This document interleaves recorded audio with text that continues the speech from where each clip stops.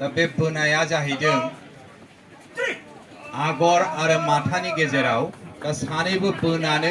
बे हादोम दङ बेहाय सार्कोल बे सार्कोलखौ सिगां हांखो नैथि हांखो आरो थामथि हांखोनि गेजेराव बेहाय बोनानै लांनांगौ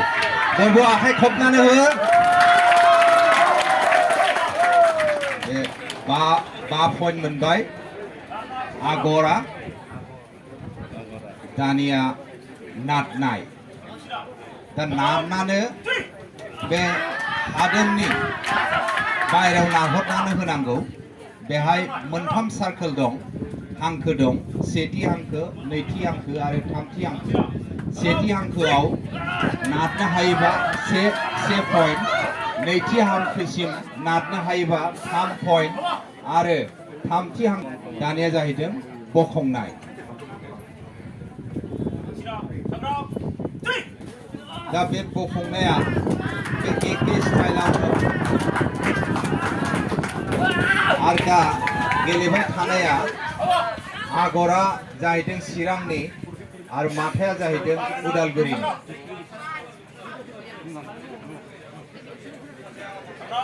आगर आरो माथा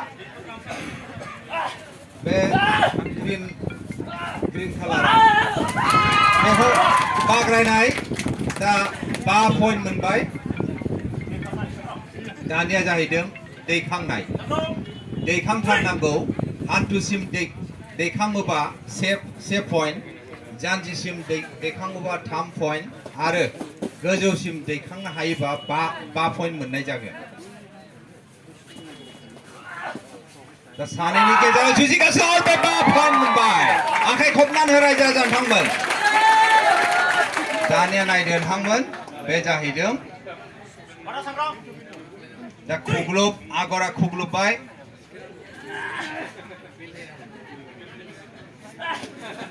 बिखुंखौ फोनांथारनांगौ फोनांनो हाबाय पइन्टसा मोनबाय दाना माथा खुग्लुब दा सानैनि गेजेराव जुजिलायगोन